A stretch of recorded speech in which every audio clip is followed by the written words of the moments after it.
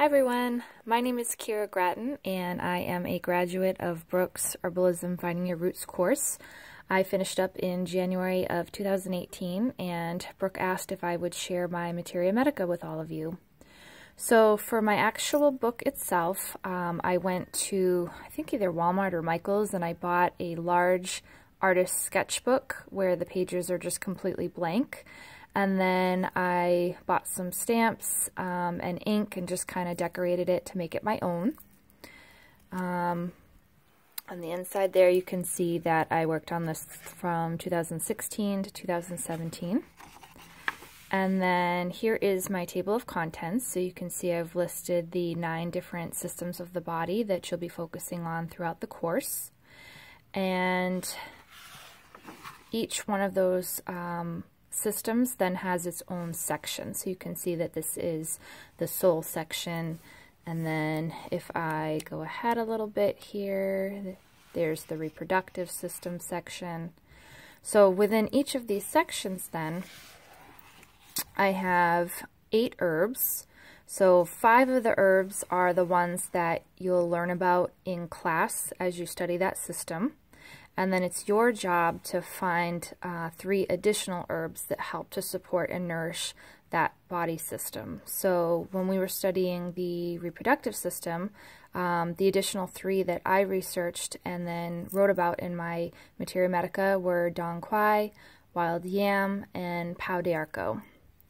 So with each of your pages, this is how it's set up. So the first herb that we studied in class was nettle.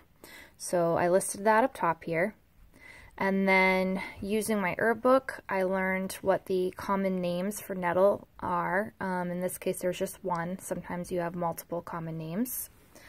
Then we have the botanical name. So that's its scientific name. And when you write the botanical name, you always start with an uppercase letter, but then the second part of it has a lowercase letter. Then you have the family name. And then after that, this is where you're going to list some of the medical or medicinal properties of the herb. Below that is where you want to list any types of precautions. And then any additional notes, anything interesting that you learned as you were researching. And then the last section down here is your resources. You also want to include a picture. Brooke's awesome. She provides 5 pictures for each of the herbs that you study in class, so she provided us with this picture. And then I just like to add a little caption underneath for each of the pictures that I included. Now, with the resources here, you can see I have it labeled A, page 284, B, nettle. So what we did is all the way in the back of the book, I have, actually I guess it's a little more than that. There we go, truly the last page. I have a list of all the resources that I used throughout this course. So the #1 resource that you'll be using is the Herb Book by John Lust.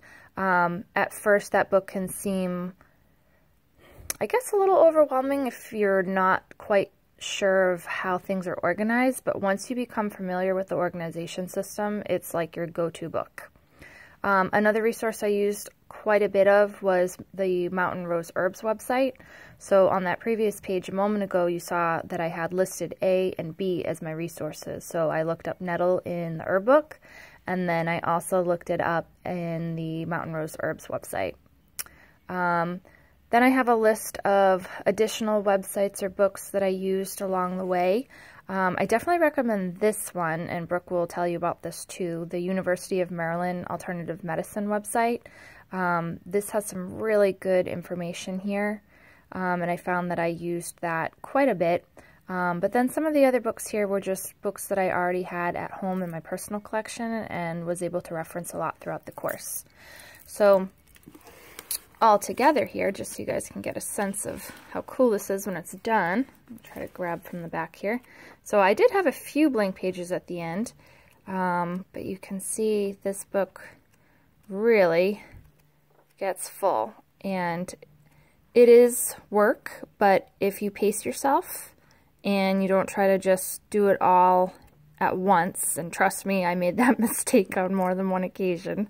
It's really not too bad when you space it all out, and I have found that I use this book quite a bit. I reference it all the time, just about as often as any of the other books that I've previously had on my library shelf, and it's just really special because it's something that I made by hand.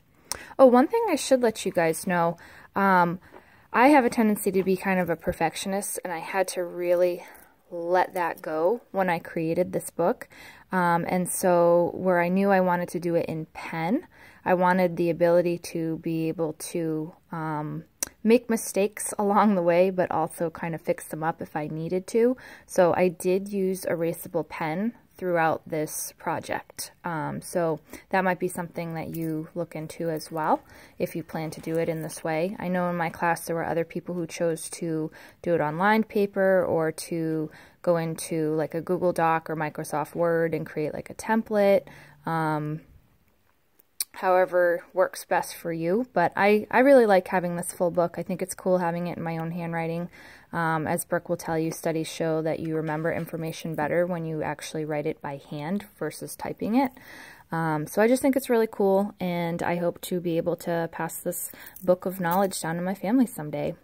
So that is my Materia Medica, and if any of you have any questions about it, I am on the Facebook page that relates to the group. You guys will have your own personal one, of course, for this course in your cohort, but there is a second page, I believe, that Brooke's created for anybody who's participated in her classes. So you can find me there if you have any questions about it. Thanks, guys, and I hope you enjoy the course. It's fantastic, and I hope you have a lot of fun creating your Materia Medica.